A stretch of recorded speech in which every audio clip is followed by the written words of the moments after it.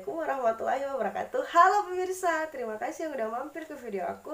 Hari ini aku bakalan bahas tentang perempuan. Dimana di video pertama aku yang udah nonton kemarin, aku udah jelasin tentang 7 jajaran presiden yang udah menduduki kursi NKRI selama 76 tahun kemerdekaan negara Republik Indonesia nih pemirsa. Dan aku udah ceritain di situ kalau aku melegendarikan banget Ibu Megawati Soekarno Putri, di mana beliau adalah presiden perempuan pertama dan satu-satunya yang memimpin Indonesia. Dan keadaan semua itu perempuan bisa berada sejajar dengan laki-laki karena perjuangan salah satu pahlawan kita di masa lalu nih pemirsa. Dan siapakah pahlawan kita yang telah mendobrak emansipasi wanita sehingga kita bisa merdeka dan bisa berada dalam keadaan sekarang ini pemirsa. Tapi sebelum lanjut, klik dulu nih subscribe, like, komen, dan nyalain lonceng notifikasinya nih pemirsa. Jadi pemirsa bakalan selalu tahu kalau MN lagi update video terbaru. Oke, lanjut. Sebagian teman-teman pasti udah tahu dan semoga semua pemirsa di sini tahu nih siapa yang bakalan aku bahas pada malam ini. Dan kata kunci dari pahlawan kita yang satu ini adalah habis gelap terbitlah terang pemirsa. Jadi siapakah pahlawan kita itu?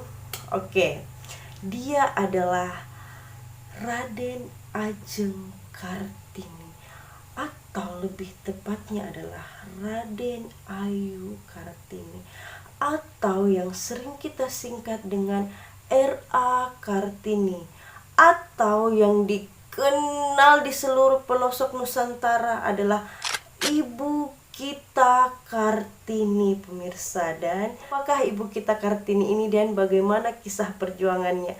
Dan inilah dia kisahnya.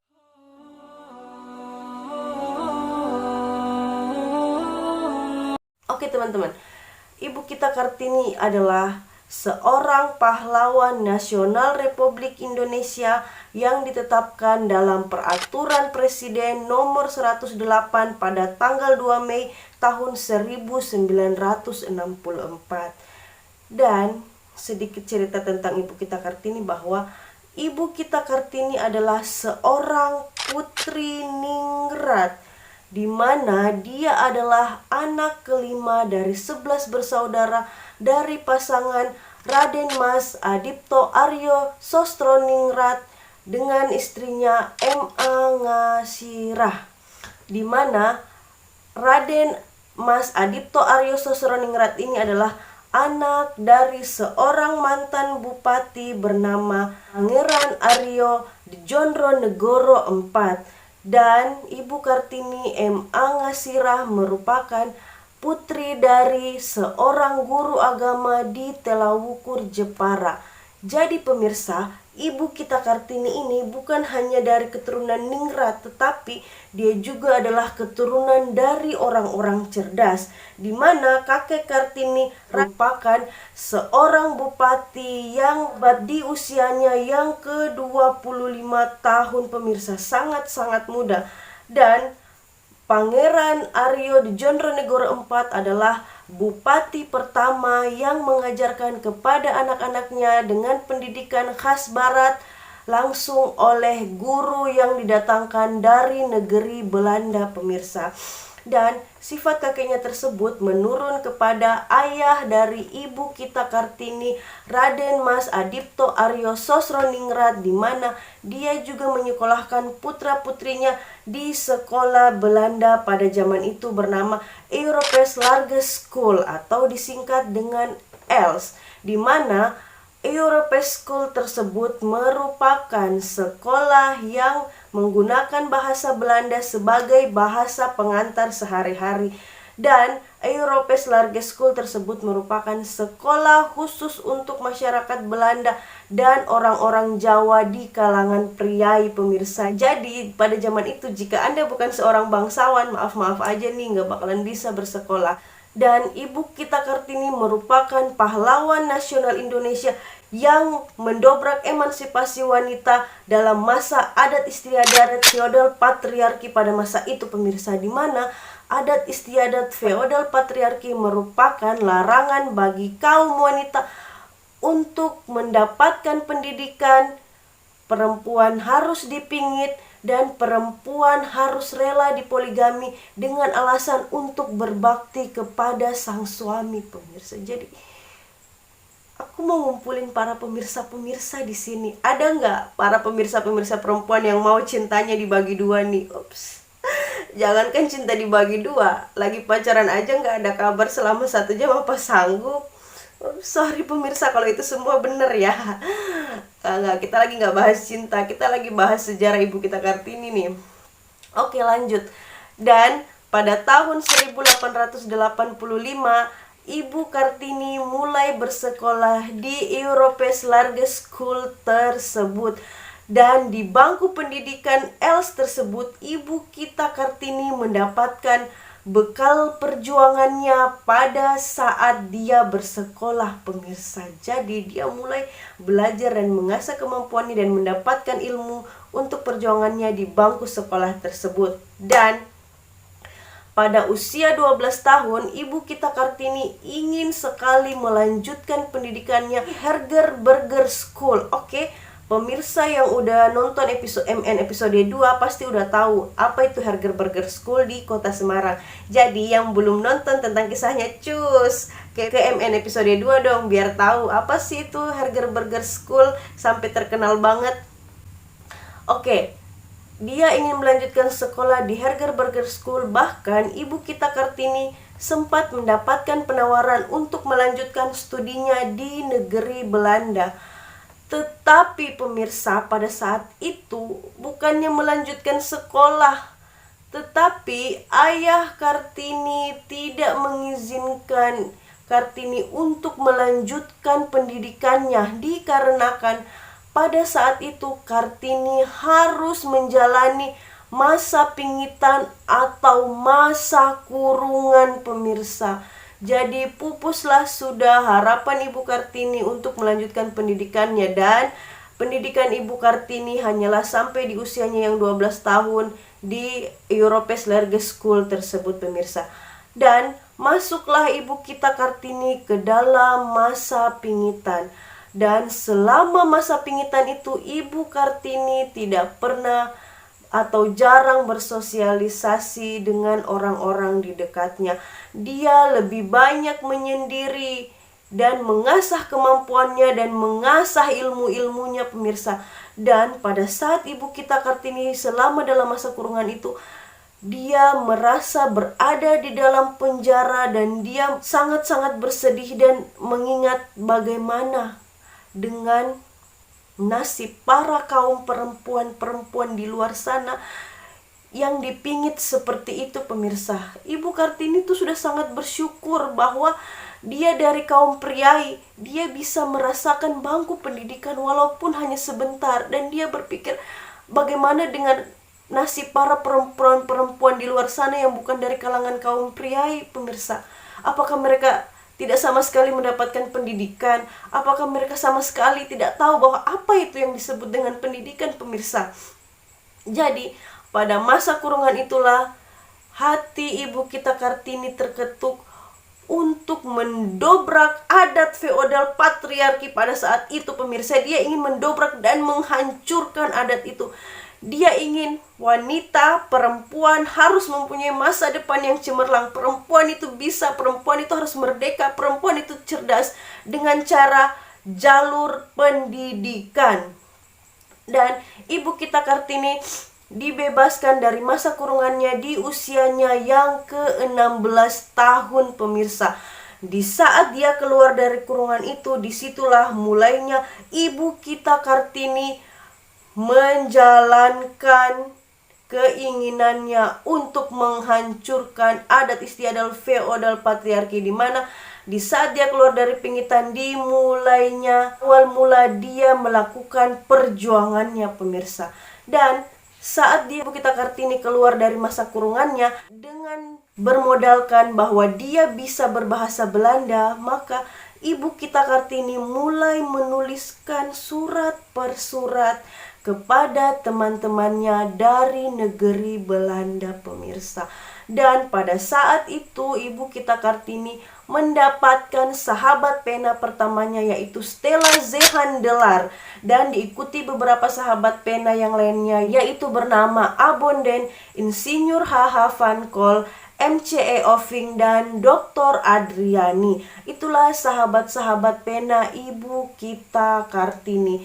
Dan Ibu Kita Kartini ini tidak hanya menulis pada saat itu, tetapi dia pun kerap sekali membaca koran, majalah-majalah percintaan, majalah-majalah politik, dan berbagai macam buku, majalah maupun surat kabar-surat kabar. Dan dia pun mulai mempelajari bagaimana lingkungan-lingkungan di sekitarnya untuk melakukan perjuangannya, pemirsa. Dan pada saat itu, Ibu Kita Kartini dalam kutipan surat-suratnya kepada sahabat-sahabat penanya, dia mengemukakan isi hatinya bahwa dia ingin sekali mendobrak adat istiadat feodal patriarki dan memerdekakan kaum wanita.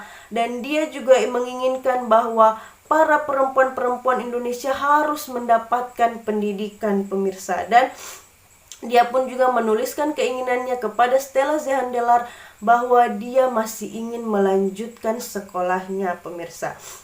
Nah, saat itu. Dan Ibu Kita Kartini juga ini adalah seorang seniwati dalam bidang sastra, di mana dia mulailah menulis tersebut, pemirsa. Dari surat yang dituliskan Ibu Kita Kartini kepada Stella Zehandelar, disitulah Stella Zehandelar menemui Insinyur H.H. van Kol dan mengatakan kepada Insinyur H.H. van Kol untuk mengunjungi para putri-putri Raden Mas Adipto Aryo Stroningrat untuk menemui putri-putri dari Bupati Jepara tersebut, pemirsa. Dan Stella Zehandelar pun mengemukakan keinginan Kartini dan Rukmini kepada H.H. van Kol bahwa mereka ingin melanjutkan studinya di negara Belanda, pemirsa.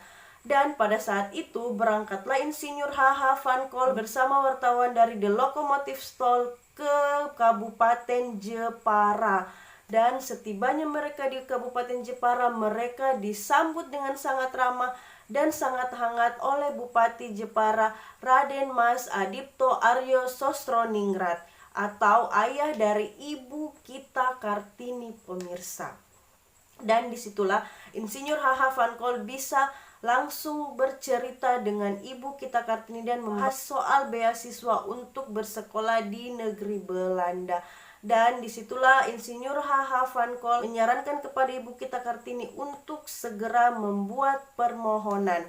Pemirsa, sedikit flashback ya, H.H. van Kol dan Stella Zehandelar merupakan berada dalam satu parlemen di partai yang sama pada saat itu, pemirsa. Makanya mereka bisa saling bertemu dengan mudahnya. Dan di bawah bimbingan dan bantuan Insinyur H.H. van Kol, Ibu Kita Kartini dan Insinyur H.H. van Kol memenangkan sidang di Tweede Kommer pada tanggal 26 November tahun 1902 oleh Menteri Seberang Lautan A.W.F. Hindenburg. Dan Hindenburg pun menyetujui beasiswa Kartini untuk melanjutkan studi di negeri Belanda, pemirsa. Tetapi pada saat itu Ibu Kita Kartini tidak jadi berangkat ke Belanda, pemirsa, dikarenakan pada saat itu masalah politisi. Dan Ibu Kita Kartini pun memilih untuk berkorban untuk menjaga harkat dan martabat keluarga dan tidak jadi berangkat ke negeri Belanda. Tetapi pemirsa,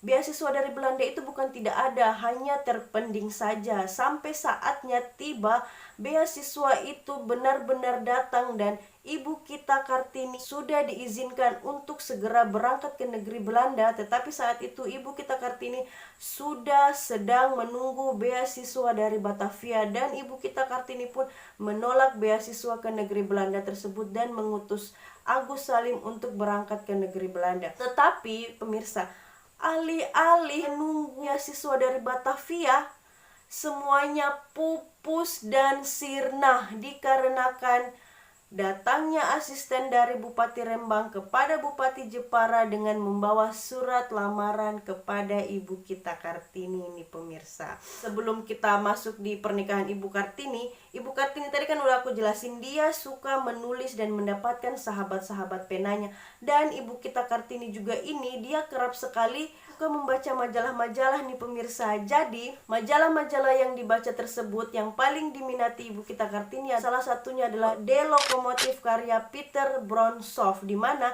tulisan-tulisan tangannya pun dimuat dalam majalah tersebut. Dan kenapa sampai Ibu kita Kartini memiliki ideologi untuk membebaskan kita pada kaum perempuan pemirsa? Karena dari buku-buku yang dia baca, dia kerap sekali tertarik dengan cara berpikir para wanita-wanita Eropa pada masa itu pemirsa. Di mana para wanita-wanita Eropa pada masa itu sudah berpikir untuk maju. Mereka sudah berpikir untuk membuat karir mereka sendiri. Disitulah Ibu kita Kartini berpikir bahwa wanita pribumi mampu, wanita pribumi bisa seperti itu pemirsa. Wanita pribumi itu cerdas-cerdas. Dengan satu cara, yaitu pendidikan untuk perempuan pribumi. Dan disitulah Ibu kita Kartini mulai menuliskan tulisan-tulisan tangannya yang dikirimkan kepada beberapa majalah untuk dimuat di surat kabar. Dan Ibu kita Kartini menuliskan kecamannya kepada Belanda dan menuliskan bahwa wanita berhak memiliki masa depan yang cemerlang, wanita berhak untuk merdeka, dan wanita berhak untuk mendapat pendidikan. Di mana isi dari tulisan Ibu Kartini kita tersebut mengatakan bahwa salah satu yang mutlak dilakukan agar mencerdaskan kehidupan wanita pribumi adalah dengan pendidikan, yaitu wanita pribumi harus diberikan pendidikan. Bahkan Ibu kita Kartini juga menuliskan untuk dibuatkan sekolah untuk para wanita-wanita pribumi ini pemirsa. Jadi Ibu kita Kartini di setiap tulisan-tulisannya menegaskan bahwa perempuan harus merdeka, perempuan harus bisa mempunyai pemikiran maju, wanita bisa mempunyai pemikiran yang cemerlang, wanita bisa mengangkat ideologi negara pemirsa. Jadi wanita itu bisa, wanita itu mampu. Dan di setiap tulisan-tulisan Ibu Kartini tidak berhenti-berhentinya menuliskan tentang keinginannya untuk wanita mendapatkan pendidikan dan wanita harus diperlakukan secara adil. Dan semua tulisannya mengisyaratkan kepada pemerintah bahwa wanita layak untuk diberikan kebebasan dan kemerdekaan bagi diri mereka sendiri pemirsa. Jadi kalau kita berbicara tentang biografi seorang Ibu Kartini bukanlah pahlawan yang bisa langsung turun ke lapangan, yang bisa langsung pergi untuk memerdekakan suatu daerah pemirsa. Tidak bisa, karena Ibu kita Kartini adalah seorang perempuan di mana pada saat itu dia sangat terikat dengan adat istiadat feodal patriarki. Dan akhirnya Ibu kita Kartini pun berpikir bagaimana cara dia untuk bisa menghapuskan, untuk bisa menghancurkan adat ini, bagaimana cara agar dia bisa menaikkan derajat para perempuan-perempuan pribumi. Maka disitulah dia berpikir untuk menuliskan tulisan-tulisan tangannya. Dan kita Kartini pun tidak sembarang menulis pemirsa, karena pada zaman feodal patriarki itu wanita itu tidak patut untuk menulis, apalagi untuk seorang gadis. Jadi dia berusaha bagaimana caranya agar tulisan-tulisannya itu tidak diketahui oleh keluarganya bahwa dia telah menulis dan mengirimkan tulisan-tulisannya tersebut pemirsa. Jadi untuk para wanita-wanita Indonesia, untuk para wanita-wanita Nusantara, kita nggak boleh lupa ini. Ingat Ibu Kartini, habis gelap terbitlah terang. Jangan habis terang terbitlah gelap ya teman-teman. Jadi pada usia Ibu Kartini yang menginjak 24 tahun, Ibu Kartini pupus sudah harapannya untuk melanjutkan sekolahnya, yang karena didatangkanlah surat lamaran tersebut. Dan Ibu kita Kartini tidak kuasa untuk menolak surat lamaran tersebut pemirsa. Akhirnya Ibu kita Kartini pun menyetujui untuk menikah dengan seorang duda anak 7 dengan 2 orang selir pada saat itu pemirsa. Tetapi Ibu kita Kartini pada saat itu mengiyakan surat lamaran tersebut dengan beberapa alasan. Di antaranya Ibu kita Kartini ingin membangun sekolah di Rembang dengan bantuan suaminya yang berasal dari kaum priai ini pemirsa. Dan alih-alih lagi Ibu Kartini ingin membangunkan kita sekolah, ingin membangunkan para kaum wanita sekolah, harus berakhir karena Ibu kita Kartini menghembuskan nafas terakhirnya di usianya yang 25 tahun pemirsa. Di mana Pada saat itu Ibu kita Kartini, saat 4 hari setelah kelahiran anak pertamanya, Ibu Kartini pun menghembuskan nafas terakhirnya tepat di tanggal 17 September tahun 1904, pemirsa. Dan disitulah akhir perjuangan Ibu kita Kartini. Tetapi sekalipun perjuangan Ibu Kartini bisa dibilang sangat singkat, dan dia meninggal tepat di usianya yang 25 tahun, pemirsa, di mana usia 25 tahun itu, kalau untuk kita, itu adalah masa-masa terindah di hidup kita, di mana kita bisa menikmati hidup kita sebagai seorang remaja, kita bisa mengekspresikan diri kita di usia tersebut, pemirsa. Tetapi Ibu kita Kartini harus menutup matanya untuk selama-lamanya di usia yang sangat muda tersebut, pemirsa. Jadi untuk para wanita-wanita Indonesia, untuk para perempuan-perempuan Indonesia, kenanglah terus Ibu kita Kartini, karena kalau bukan tanpa perjuangan beliau, kita tidak tahu apakah kita masih bisa ada di saat sekarang ini. Apakah aku sekarang masih bisa ngevlog dan memberikan cerita-cerita sejarah kepada kalian? Wallahu alam, kita nggak tahu, pemirsa. Dan Ibu kita Kartini tidak serta-merta dijadikan sebagai pahlawan nasional dan karya-karyanya diterima oleh negara.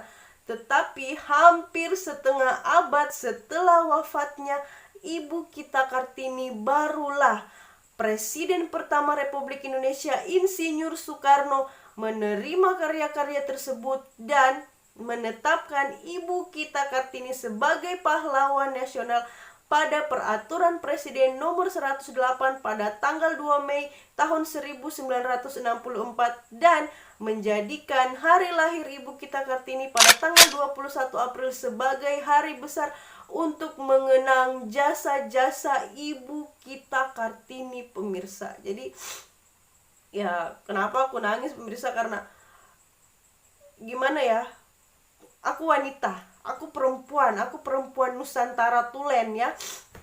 Jadi sedih banget lah, karena kalau baca biografi singkatnya Ibu Kartini itu benar-benar memperjuang, sekalipun hanya dari tulisan-tulisan tangannya, karena hanya itu yang bisa dia lakukan untuk bisa membuka mata Indonesia bahwa perempuan itu penting.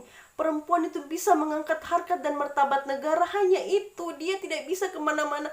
Wanita pada saat itu diikat kakinya, pemirsa. Tidak bisa, kamu tidak bisa menulis, kamu tidak bisa tidak dipingit, kamu harus dipoligami. Dan kita hanya bisa berkata, iya. Kamu harus dipingit, iya. Kamu harus dipoligami, iya. Kamu harus menjadi istri ke-10, iya.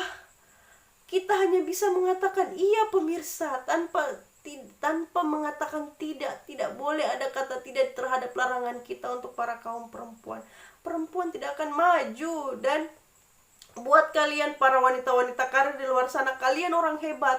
Teruslah berkarir, teruslah berkarya dengan apa yang kalian punya dan apa yang kalian mampu. Ingat, berkaryalah sesuai dengan diri kalian sendiri, sesuai dengan kemampuan sendiri. Jangan menjatuhkan orang lain, jangan menghina orang lain, dan jangan menghakimi orang lain. Berkaryalah sesuai dengan apa yang kamu bisa dan apa kemampuan kamu, pemirsa. Jadi itulah biografi singkat dari Ibu kita Kartini. Terima kasih untuk video hari ini. Maafkan MN kalau hari ini ada agenda-agenda nangis-nangis, tapi memang ini benar-benar nangis, pemirsa. Dari waktu tulis naskah aja udah nangis-nangis, kayak iya Allah, gini banget ternyata perjuangan Ibu kita Kartini ya, demi perempuan-perempuan Indonesia gitu, demi kita-kita yang sekarang ini. Kalau bukan karena dia, ya entahlah mau jadi apa kita nantinya. Jadi thank you teman-teman, tetap ikuti terus channelnya MN. Jangan lupa klik subscribe, like, komen, dan nyalain lonceng notifikasinya jika teman-teman ingin selalu tahu kalau MN lagi update video terbaru. Oke, see you next time.